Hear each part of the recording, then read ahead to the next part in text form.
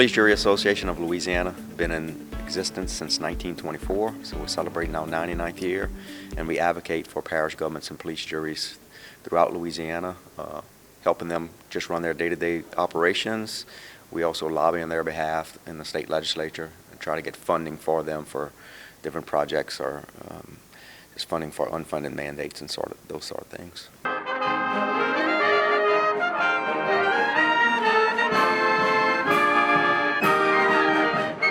This is our 99th annual convention here in Shreveport-Bossier.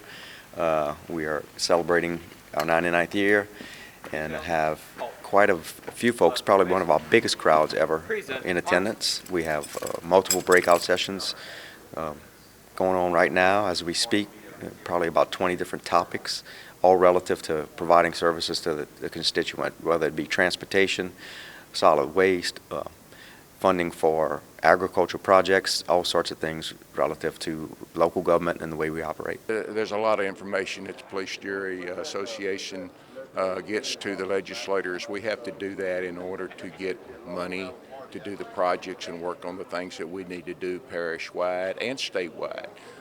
And if we don't do that, if we don't make contact with our legislators, then we don't get the money.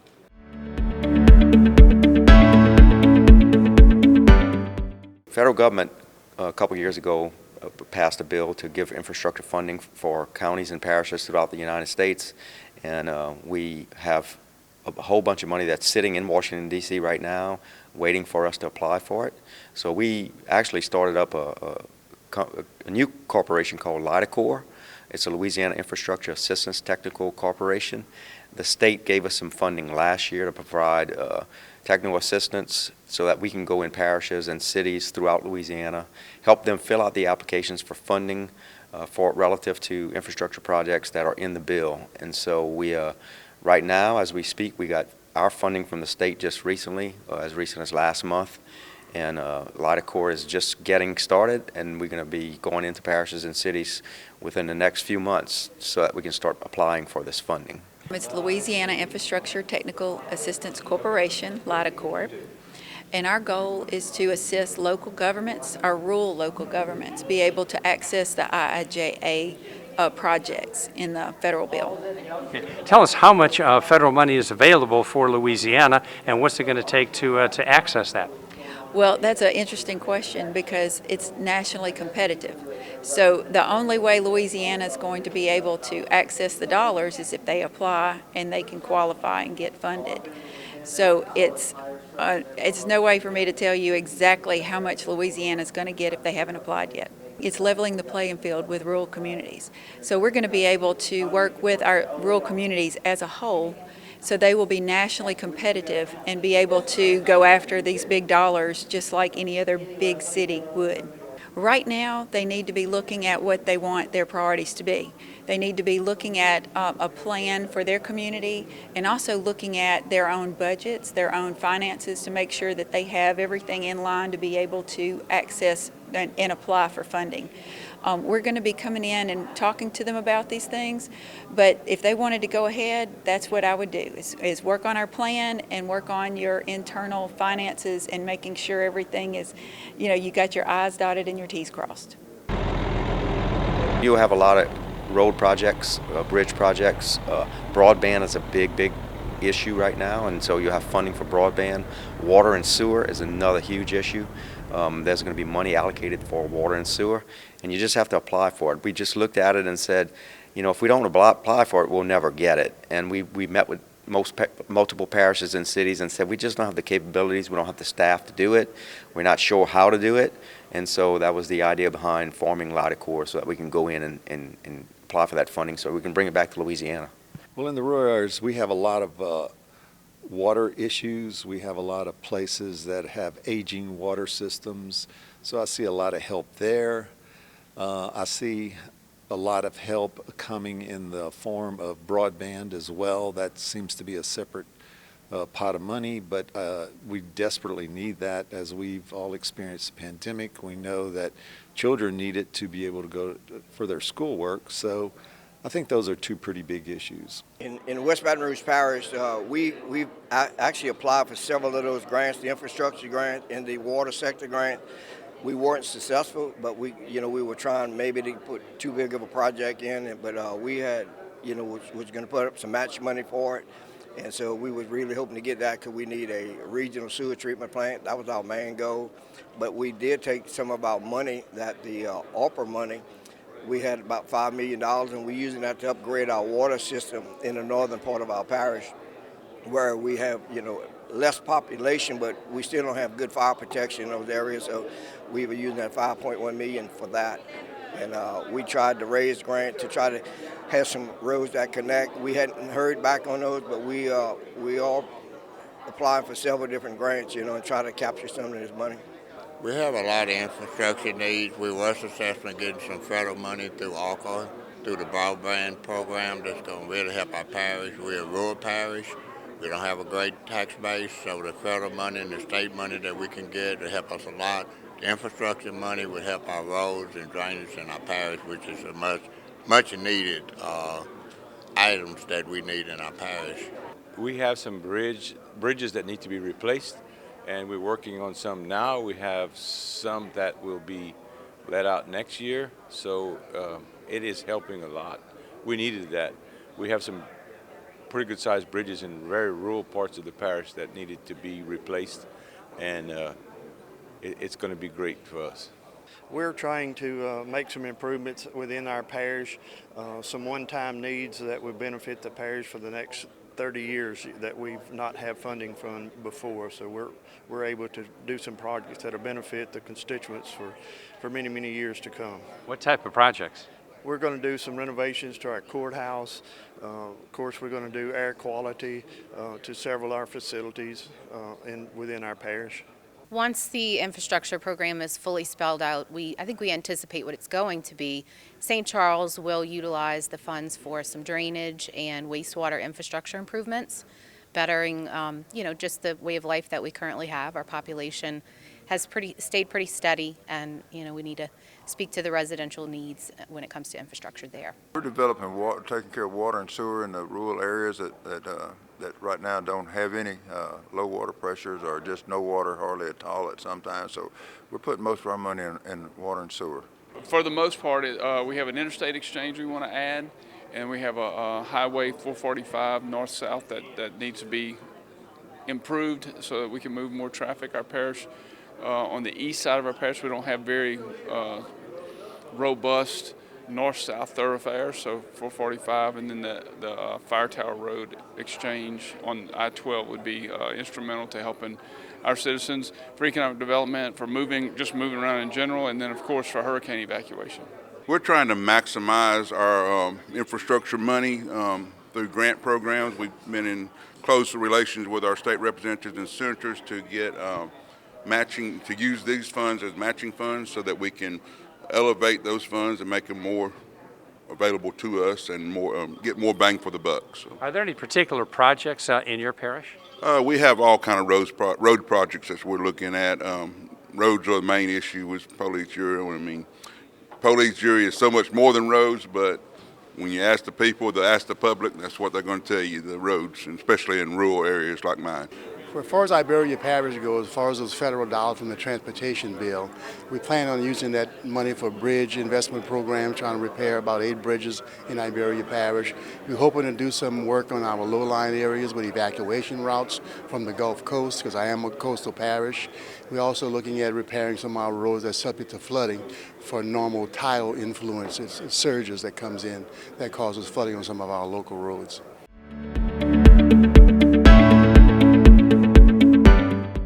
Juvenile detention is a hot topic right now in Louisiana, and again, another unfunded mandate that the state has put on parishes. They say, you arrest them, you incarcerate them, you can't put them in a general population prison, so we have to have facilities that house them. There's not many facilities in Louisiana left that house juveniles. The state used to be in that business. They got rid of all the juvenile detention places for the most part. A lot of them, we did away with them in Louisiana, and so now we're having to get innovative and kind of create spaces for these juveniles to be housed. if you can't house them here, we've had some parishes that have to send them out of state because there's no beds available right now. So it's a huge crisis, and it's something that we're going to have to take a hard look at this legislative session, work with legislators to see if we can find funding so that we can provide a safe space for, again, the juveniles and for the community as a whole. Right now, what happens is if they don't have a bed for them and they're not. It's not a bad offense, or they put them back on the street because they have no other place to put them. And so we're hearing it throughout Louisiana that we got a lot of crime relative to juveniles, and we got to just do something about it. And we're saying we're ready to roll up our sleeves and get it done, but we need the state's assistance. Our juvenile detention is definitely an issue in our parish. We having to send our kids way up to North Louisiana sometimes to get housed during these violent events. But so by taking a regional approach, which we already started in Iberia Parish, consolidating several parishes together, where we're going to try to build a new juvenile detention center to keep our kids local, where we can actually manage those problems. We have facilities that we do send our juveniles to that get in trouble, but we always need more because that's one of the issues we talked about yesterday was the facilities are not readily available for to put the juveniles into that type of system, and we have to have a system and have to have the facilities and the revenue to use those facilities and to make the juvenile crime rate go down, because that is a big issue in our state. Thankfully, in Tangelo Parish, many years ago, I think in the 90s, early 2000s, the 5 parishes that we're in partnership with above Lake Pontchartrain created a juvenile detention district. So we have a property tax that all the citizens paid, all properties pay, 2.75 mils, and we built a new center for our juveniles from those 5 parishes to be held and taken care of, hopefully to have them rehabilitated and back into the system and become valuable and great citizens, right? But it's been a very good decision that our predecessors made, especially today. I know that we're going to have a resolution asking the legislature to help create more of these districts, and I think our district would be very helpful in making sure that happens, because I think it can be a good help and a good synergy for the whole state to have regions like this where we can help each other out whenever that need comes. I think juvenile detention is a struggle for every parish in the state. I think some folks are looking at it from a different perspective now, that maybe mental health is the basis for some of the correctional action that we need to take. It starts much earlier than 3 or 4 criminal acts in. So I think juvenile detention is something we really need to focus on more. It's a big problem to other areas around there that don't have those beds, and so we need a regional juvenile detention for other parishes. That's not a big effect on Bossier right now, but it will as the parish continues to grow. But it's a big negative, in fact, on Bienville and Webster and the places that have no place to put their juvenile detention. The sheriff has mentioned that, talked to the police jury about it. We are the governing body of the parish. We work well together with all our parish officials, including our judge, DA, sheriff. And it is a problem, but he handled that through processes through other facilities. We don't have a facility to house them in Grant Parish, but he partnered with other neighboring parishes to house those juveniles. And just like every other parish, town or city, that's a continuing issue and it's growing. And I think there's some processes in place that'll help curb it and reduce the violence. We don't have a place a lot of times to send these juvenile offenders. And when we do send them, it's extremely expensive. There will be a resolution today. We're going to hopefully try and get the legislature to help us create regional juvenile detention facilities throughout the state. In my area, Iberia Parish is kind of taking the lead on that. We're going to have a resolution here today to try and encourage the legislature to help us with that. Juvenile detention is a serious issue, and we are trying to do something in our 18th Judicial District, where we have like 3 parishes, Ifville, Point Capee, and West Baton Rouge, And DA, he's looking at trying to pass, maybe a third or quarter or whatever he's going to need to try to fund juveniles and also aid the DA's office with some of his expenses. But juvenile detention, I think that's on top of everybody's radar all around the state. We don't have enough place to put them. And just building the facility is not the big issue. The big issue is, all of the things that we are required to do. Got to have a psychiatrist, got to have somebody to teach school, we got to feed them, we got to guard them. And there's so many things that they say that we have to do, and it's just not feasible. We have to send them out to different facilities, and we don't have any close by. So it's a real hardship for the parish and also the parents.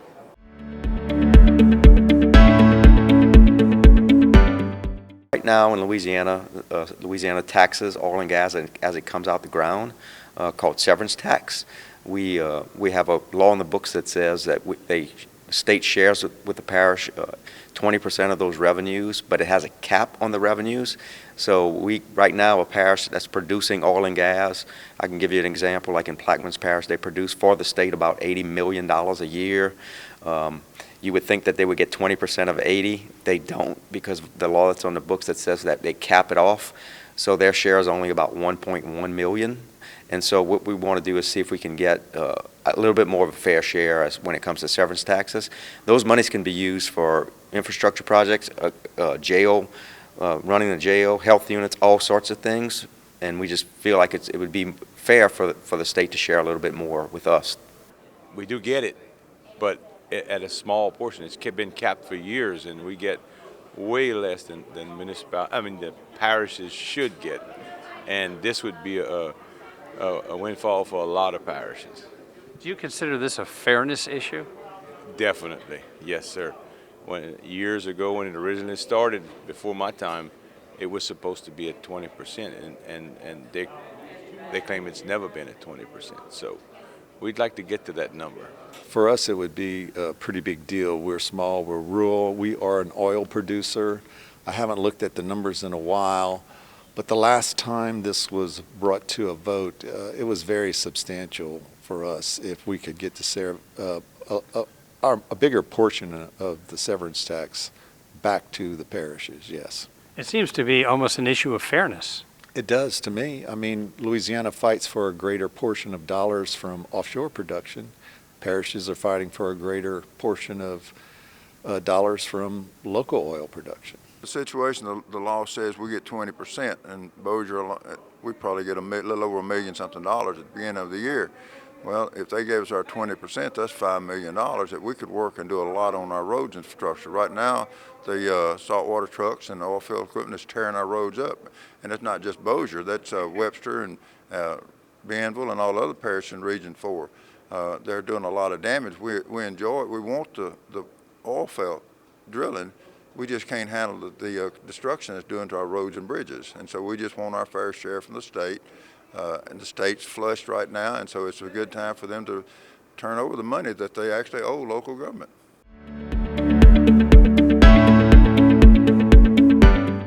Most people don't realize, but we have the state puts a lot of mandates on us that local governments have to provide, but they don't give us any funding to do it. A good example is a jail system. A jail system, most people think that the sheriff has the jail, it's his jail, he runs the jail, it's his building, but that's not true. The building itself is owned by parish governments and police juries, and we work with the sheriff. Of course, he operates it, and so it's his headquarters, but we feed, we clothe, and we medicate all prisoners based on our funding, not the sheriff's funding. And so that's just one example of an unfunded mandate that the state said, okay, parish, you got to provide a jail for criminals, and we're not going to give you any money to fund it. You got to figure it out yourself. And so we have to pass sales taxes and property taxes, and we got to have a good working relationship with the Sheriff's Association to make sure that we can, keep our criminals in jail and do it in the right fashion. There's many. The biggest one probably is the courthouse, judges, DAs, and then the inmates. The state, they're charged. The inmates that are charged with state crimes, but are still considered parish inmates that we're paying for. A lot of jail costs. I mean, they're numerous. All the way down to the health unit. We need to have one, we want to have one, and environmental services.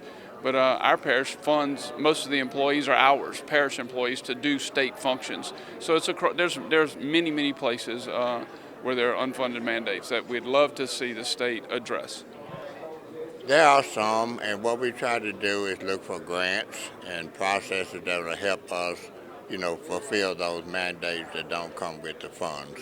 There are always some that kind of fly under the radar. There's some relative to, some of the different committees and organizations that are subsidiaries of our parish, some relative to some health requirements or health expertise requirements that really are unfunded, and some of the parish money has had to fill in that gap. We hope that one day we all become in a place where we don't have any unfunded mandates and the parish is able to utilize their funds for simply what they're supposed to use their funds for. The one unfunded mandate is when we have somebody incarcerated in our jails, in our parish jails, they lose their health benefits, and that's very important to us. Hopefully we can find a way to get those health benefits to continue while someone is actually incarcerated.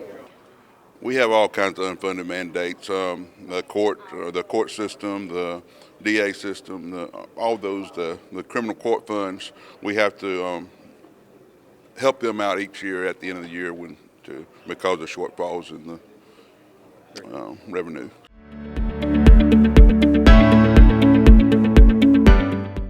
We're excited that we have part of our general session a gubernatorial candidate. Just to let you know, we invited all the candidates who have officially announced as of the start of our convention, which was Wednesday. But we do recognize, reading the newspaper this morning, there was another announced candidate that I think maybe happened yesterday. Just to note, again, we invited everyone who was announced as of convention start time on Wednesday. So we do have 6 candidates that will be giving us a message this morning. If Louisiana was just average, we were just average in the country, we would all live 4 years longer and get a 33% raise. 4 years longer and a 33% raise. That is the cost of bad government in Louisiana. And that's just to be average. This is coming from a guy never aspired to be average, right? But if you were just average, that's where we would be. And the tragedy is 20 miles that way, right? 20 miles to the west of us, there's an invisible line. You cross that invisible line into Texas, guess what you become? Average. You get 3.5 years of your life back and a 33% raise. To me, that's a tragedy. That's a tragedy. We can do better than that, and really, it shows you this is the cost of government. There's no difference between the people in Shreveport and the people in Tyler. There's no difference between the people in Lake Charles and the people in Beaumont. The only difference is the government that they're under. I'd rather build bridges and not burn them, and that's legitimate. I want to literally build bridges, but I also want to figuratively build bridges as well. We've got to go from where we are today to the state that we can become tomorrow, and that includes bridging the issues of crime. It includes bridging the issues of education and the disinvestment that we see in public education, because there's some relationship between crime and education. We have to bridge such that we are more resilient of a state, that we have to protect our coast and protect our homes and protect the flooding that happens from the north, not just from the south. That's why you saw this administration put $1.2 billion in watershed. That's why you see this administration, with the help of the legislature, spend dollars on things like broadband and sewer improvements. Those are the types of things that we want to bridge the gap on. We want to bridge to a place that we have never been in Louisiana. And what's the answer? You will have a lot of folks come up here and tell you the answer, but what you won't always hear is how will you impact that community when you take those resources away. That's what we ought to be doing in government, is being honest with people that if we reduce this, this is also going to get reduced, because the math I learned says what you add up over here has to equal to over here. And if you subtract over here, you've got to subtract over there. Otherwise, it's just political speak. Things like education. We need a world-class education system in our state, rich in technology. I can give you tons of examples of the work that I've been doing. Passed the biggest literacy bill in the history of our state 2 years ago. We're concerned about kids not reading. I've already been working on that, and we will have kids reading kindergarten through 3rd grade in my first term because of the seeds I have already been planting through legislation I passed 2 years ago. We need a workforce, a trained workforce, so that our kids and our grandkids get those good high-paying jobs right here in Louisiana. And I don't want our businesses to have to go elsewhere to other states to bring in good talent. These are high-wage, high-demand jobs in Louisiana that we can offer. I've been doing lots of work in that area, in the area of STEM, creating regional STEM centers around our state since 2017. But there's also things that I know that we can do better, some things that I've pushed as treasurer that I haven't been able to get through. One is when I first got there, I pushed the revolving loan program for municipalities for $50,000 and less, because those of you know that how the capital outlay process, there's just so much money in there, and it's like, you know, I don't know, it's like 64 pigs at the trough at a time. I mean, give a bad example. There is not enough money for the needs across this state. So I wanted to create a revolving loan program that would allow you to borrow money at a low interest rate, and it wasn't my idea. I stole it from Georgia. It's now about a $20 billion program that allows locals to borrow money below interest rate to get some of the things that you need, whether it be a bulldozer or a small project. So it actually passed the legislature and was vetoed for a couple different reasons, but it's something that I think is very important. Today, the only thing that is outpacing homicides in Louisiana are opioid deaths. Let that sink in. What's wrong with that picture? In the top 10 most dangerous cities in the country, Louisiana has 3 cities holding a polling place: New Orleans, Baton Rouge, and Shreveport, with New Orleans being number 1 on that list. How can you attract people to your state when 3 cities are in the top 10 most dangerous cities in the country? Let that sink in. So we have to fix crime. And there's a way under which you can do it, because you know what? Sometimes good people make bad decisions and they deserve a second chance. But when bad people do bad things, they deserve to go away for a long time. The governor's office probably needs to have somebody in D.C. at all times to look for the money, to make sure that the money is going right to where it belongs into the parishes. I attended a community impact meeting in Calcasieu Parish the other night. Tremendous meeting. They were watching, they got the funding to make a difference in our community to help people that can't get a ride to the doctor's office, can't get a ride to their job. We had a person that got an award that comes every morning from St. Martin Parish to Calcasieu Parish to be there at 4 o'clock in the morning, drives. So they're leaving at 2:30. So we need that kind of initiative, but we need these kind of programs at our parish level to help people.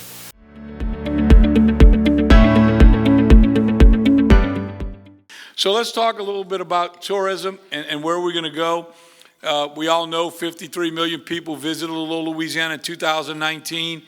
They left behind $1.9 billion in taxes you and I didn't have to pay. That's a little over $1,100 per Louisiana family.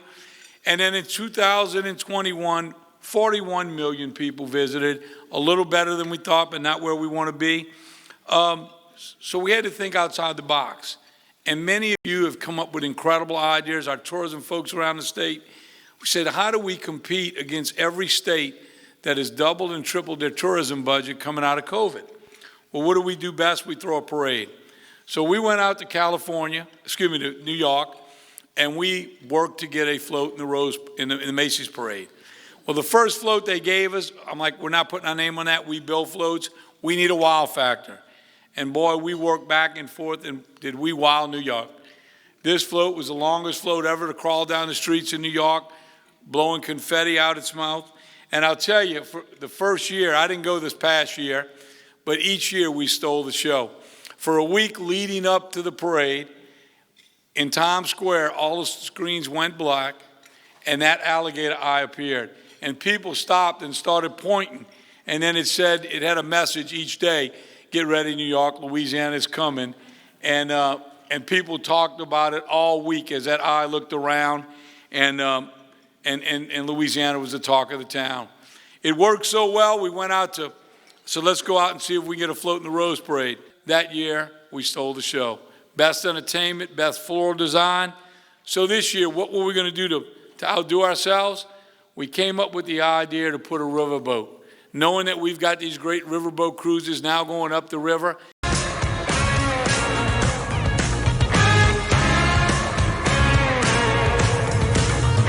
My name ain't on every list, but they say I'm where the party is. Oh, I've traveled beaming through the mud, but country is as country does. Ain't that right, y'all? You say, yeah, I'm in Louisiana, nowhere Alabama, stars up in the sky. I've been to California, way too far from Georgia, but one day I might. Woo! Now, we have had a challenge in getting our private-public partnerships at a lot of state parks. You know, when you do something new and different, and I want to thank Dottie and the legislators for allowing us to do the private-public partnership. You see, when we took office, Jay Darden gave me a tour of the office, and he said, Billy, look, you got to close 7 state parks. You don't have the money to keep them open. They're in bad shape. And I said, well, Jay, why didn't you close them? He said, hell, I was running for governor. I wasn't closing them. But we kept them open because of the hard work of the people that work in the park system. And today, 7 are making a profit. And I'm telling you, if you can help me think of ideas, find me some entrepreneurs to put new things in these parks that'll benefit your community, we can not only turn them into money makers. I see a day when we won't need any tax dollars to run our parks, and they will generate millions of dollars for the communities. And let me give you a couple examples. In Washington Parish, the greatest free fair in the world. But other than that, we haven't been able to attract a lot of visitors there. 2 private-public partnerships has put that parish on the map. Mountain bike trail and horseback ride.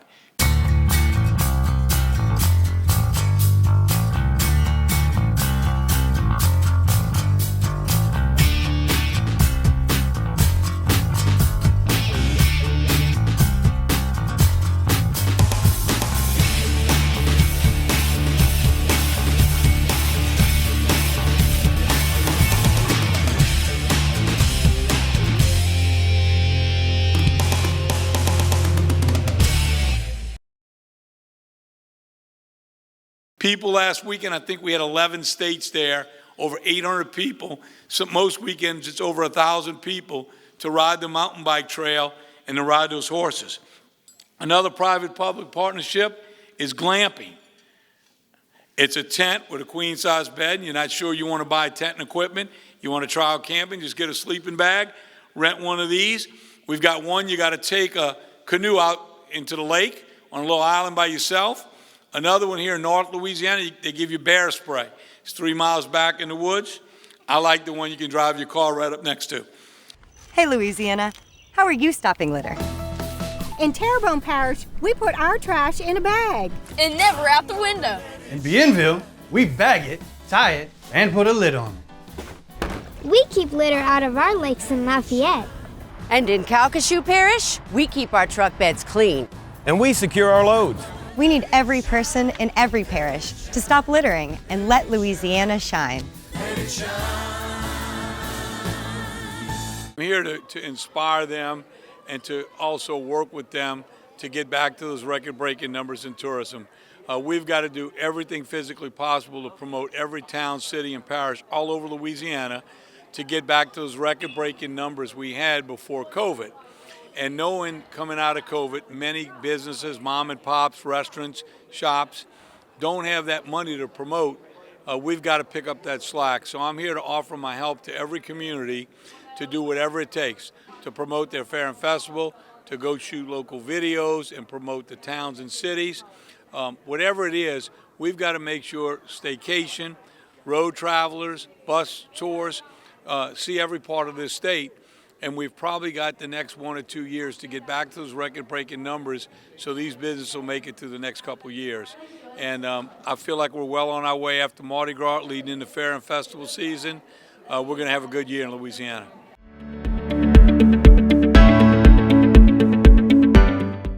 Hi, we're We're here for Women in Politics. This is our 4th annual meeting at the Police Jury Association Conference. We're here to talk to a strong woman in government, Mandy Mitchell. I think you've talked to her already, actually. But this is a place for women to hear about other women in government and other women in politics, maybe someone who's already been in or someone who's interested in getting into politics, and a place just to really get some empowerment for the women and really learn some of the tips and tricks in the trade that work best for us women. I am so pleased to be here today with Miss Julia and at the request of my good friend Guy Cormier.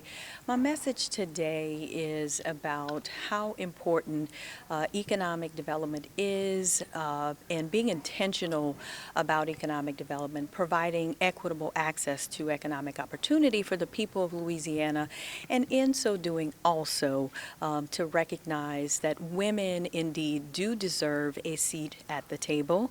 Our opinions and experiences and knowledge that we bring to the table are indeed valuable, and we have a lot to offer. So when we first met, you were with LED, and you really were the go-to person for industrial tax exemption program, the ITEP program, which I'm sure all of you are familiar with and have an opinion on. Although you really didn't say it publicly, you, along with Governor Edwards, were really strong advocates in making sure that the locals had a voice and a vote in the program's process. So now that you are working to bring companies into your region using tax incentives, which you just mentioned incentives, do you still feel the same way that you did when you really kind of were the go-to on that program? Yeah, absolutely. And the short answer is yes. So Louisiana, when Governor Edwards decided to take a close look at the industrial tax exemption, we learned quite a few things. So that program, at the time the governor made the reform to the program, was an 80-year-old program, and it had functioned the same way, essentially, throughout that entire time, which was that it was a 100% property tax abatement for 10 years, essentially, 2 5-year contractual terms. And there was one entity making those decisions. Of course, now I will say, informed decisions due to the due diligence done by the department before bringing those applications to that board. But it was one entity in the state of Baton Rouge. And Governor looked around the country and said, once again, Louisiana is an outlier. The program was overly generous in being a 100% exemption. If you look at a comparison to other states, there's almost no other state that has an automatic 100% exemption for the property tax, for the industrial tax exemption program. And the other thing is, in most other states, those local entities, the counties and those local entities make that determination and make that decision. And so Louisiana, in this sense, was an outlier.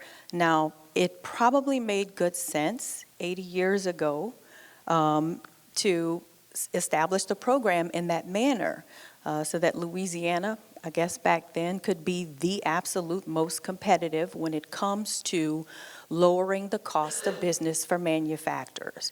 And that brings me to a point I want to talk about manufacturing jobs. Those are coveted because those are, by far, among most other industry sectors, among the highest paying jobs.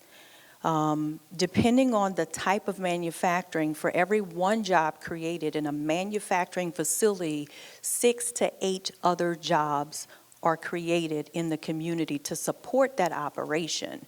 And so, many communities, many states have programs similar to the industrial tax exemption, but not quite as generous. And also with local involvement. And so those were the 2 core principal reasons that Governor Edwards and LED worked to make some changes to the program. So Short answer is yes, indeed. Locals ought to have a voice and a seat at the table in making those decisions as to whether or not to grant or deny industrial tax exemption applications. But I want to take it a step further because, as I previously mentioned, it was an 80-year-old policy. And anytime you change government policy, there are going to be tweaks along the way. So we had gone through 2 iterations of process. So I do believe probably there could be some further improvements to the process of how those exemptions are approved. Right now, an application is submitted to the department. LED makes a determination, did it meet the bare minimum qualifications? Check those boxes, move it to the Board of Commerce and Industry. Commerce and Industry then decides yay or nay, and then it goes to the locals, and then ultimately the governor has the prerogative to sign or not sign those applications. I've always felt that our elected officials should represent the population. They should be a good snapshot of what the population is. And historically, women have not been represented enough in any level of government. So I think it's important that we have a voice and we bring to the table some different ways of getting things done that maybe men wouldn't have customarily done. What advice would you have for women that maybe have thought about getting involved in local politics but just never really took that step? So by nature, women are nurturing. We care for our families, our parents, our spouses, our children. And so we bring that nurturing perspective to the table, and we really have to have that balance as we move forward, grappling with really difficult issues across the state of Louisiana. So my advice to women who are interested, get involved civically, even if you aren't ready yet to run for office, or maybe seek out appointed positions on various boards and commissions, whether it's locally or at the parish level or at the state level. You can learn a lot about civic life, serving on public boards, and then from there make that decision if it's it's the best time for you to make that leap into elected office. But we really do need the female perspective around the table as we make important decisions that impact our daily lives. Show up, do the work, whether you're a man or a woman, and good things will happen, and the turnout will be what you hope it to be.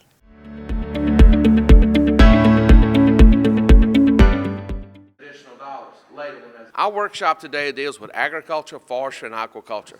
It is so vitally important because it's the largest industry in Louisiana, more than 275,000 jobs, and it encompasses 85% of the surface mass of this state. When you look at just the value, the direct value to the farmers, it's over $13 billion.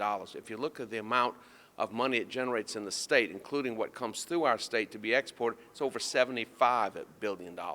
So we're also going to talk about oil and gas. When you add that together, that's over $100 billion in our economy. So it's very important. But also, everything with agriculture begins on the local level.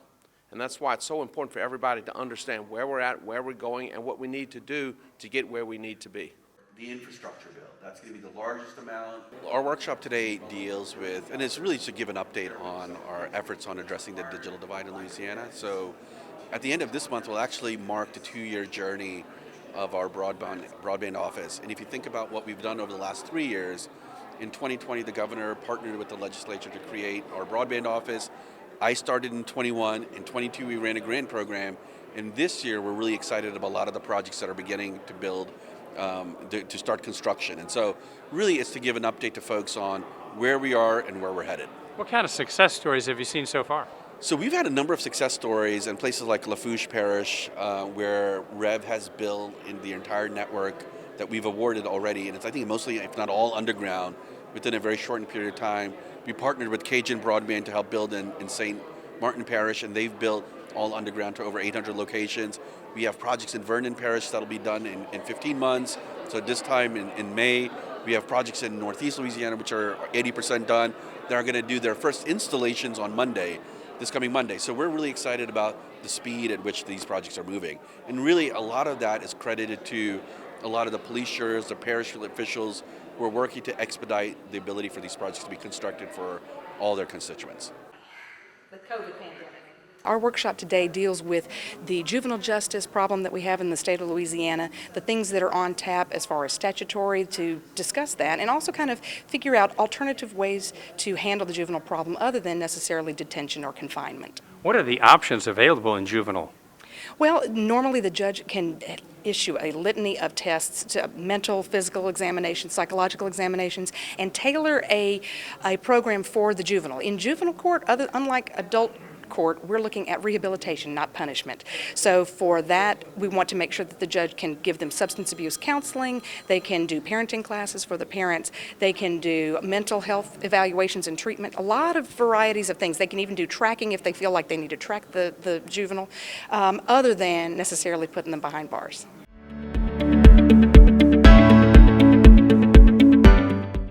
I look out over the crowd, I tell you I feel a little bit uncomfortable about what's going on. I have very mixed emotions right now. My emotions are kind of confused. I don't know whether I need to be sad or I need to be happy. I feel like I could be sad if I want to be sad because this is the last day and the last minutes of being the president for the Police Jury Association. But I also would like to be happy because as I look back over this year, I know that I had the confidence and the support of all the police jury members to support me and giving me the opportunity to represent the Police Jury Association for 365 days or a full year. I think I've decided to be happy. That's what I want to do. I don't want to be sad. I want to be happy. And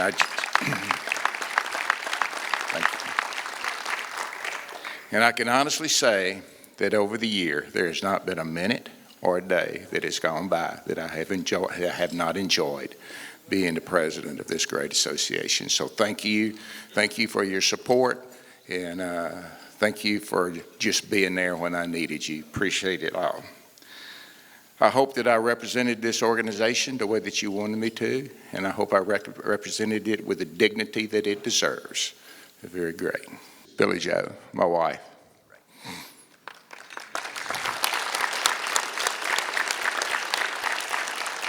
I didn't know I was going to get emotional, but I am. My best friend for a long, long time. Also my soulmate, and also my boss. And I'm going to go ahead and admit it, she is the boss. I do what she says do. My wife of 51 years, Billy Joe. Stand up, baby. Love you.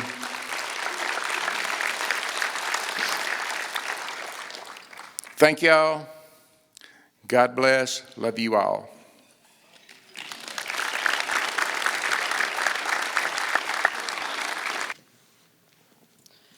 Ms. Janet, I'll have you hold the Bible, and Mr. John will come right next to me, right here. You'll place your hand on the Bible and repeat after me. I, John Morso, I, John Morso, do solemnly swear do solemnly swear that I will support the Constitution and bylaws that I will support the Constitution and bylaws of the Police Jury Association of the Police Jury Association and the Constitution and bylaws of this state, and the Constitution and laws of this state, and that I will faithfully discharge and perform that I will faithfully discharge and perform all the duties incumbent upon me all the duties incumbent upon me as President of the Police Jury Association, as President of the Police Jury Association, according to the best of my ability according to the best of my ability and understanding, so help me God. and understanding, so help me God. Congratulations. Thank you. Comments? I do have a couple of comments. The first one is I'm from a very small town in southwest Louisiana called Lake Arthur. We grow a lot of rice. We eat a lot of gumbo. But I got to tell you, that Shreveport Bossier gumbo was very good. Thank y'all very much. The second thing I want to say is thank you all for allowing me to be president of the association this year. I think we have a very exciting year ahead of us. We all know we have a lot of federal dollars dangling in front of us, and thanks to the leadership of the Police Jury Association and LMA, we have LIDA Corp, which will be a path to procure some of that money. and also, once that money is procured, a way to manage it. So I think we all have some good things in store for us this year. And in conclusion, I want to say God bless America, God bless all of you, and God bless the great state of Louisiana. Thank you. Thank you, Mr. President. Just repeat after me. I do solemnly swear that I will support the Constitution and bylaws of the Police Jury Association and the Constitution and bylaws of this state, and I will faithfully and discharge and perform all the duties incumbent upon me as state your office, according to the best of my ability and understanding. So help me God. Congratulations, you are now back on the board. All right, this time we have Mr. John Marceau is going to be coming forward. He's going to lead us in a special memorial service honoring all the elected officials of our association who have lost their lives over the last year. Candlelighters this year for this afternoon will be two of my grandchildren, Brock and Blair Brotherton. Whereas the members of the Police Jury Association of Louisiana, with great sorrow and a deep sense of loss, take cognizance of the absence of our fellow members who have been taken by death since the last annual convention of our association. And whereas these members have rendered innumerable public services to their respective district and parish, and to the state of Louisiana, and to the people thereof, and whereas the absence of these outstanding citizens to public service is keenly felt as a great personal loss to their family, friends, and colleagues. Therefore, be it resolved by the Police Jury Association of Louisiana in convention and duly assembled in Shreveport, Louisiana, this 10th day of March 2023, that the association does hereby pay tribute to the memory of Jeffrey Estes of Catahoula Parish, Cologne Charles Jones of Avoyelles Parish, Suzette Thomas of Terrebonne Parish, Wayne Touchette of Vermilion Parish, Marty Trahan of Iberia Parish, and Willie Bill Yerby of Concordia Parish, and does hereby express for its members and citizens of the state their sense of gratitude for their achievements and contributions to the public good of their local areas and to the state, and be it further resolved that when this association adjourns its 2023 annual convention, it does so out of respect and in memory of our departed colleagues, Jeffrey Estes, Cologne Charles Jones, Suzette Thomas, Wayne Touchette, Marty Trahan, and Willie Bill Yerby. This resolution is adopted by unanimous vote of the members of the Police Jury Association of Louisiana this 10th day of March 2023 in convention and duly assembled in the city of Shreveport.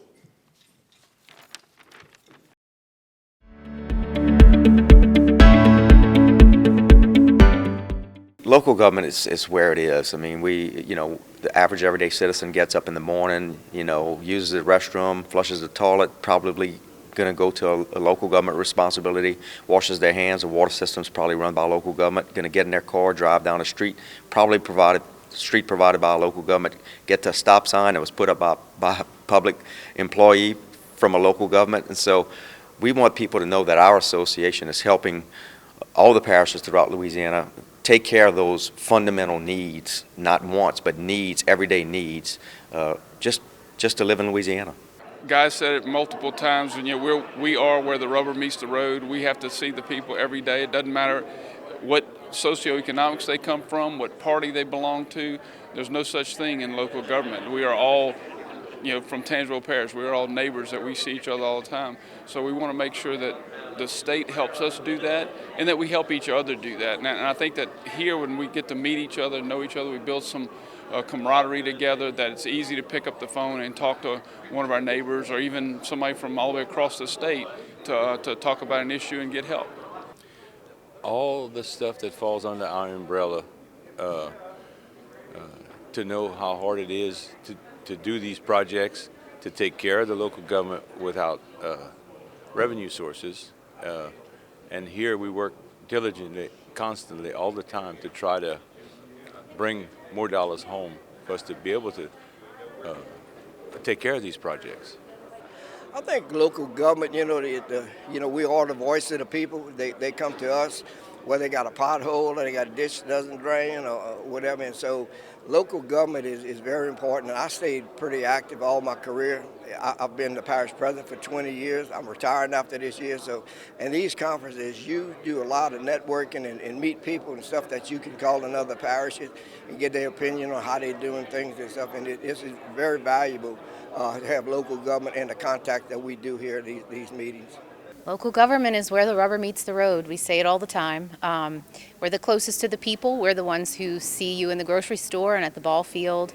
So I really feel that local government is the best representation of the people, which is why it's so important to work local government along with the state government, along with the federal government. They all have to work hand in hand so we represent the real needs and rights of the people.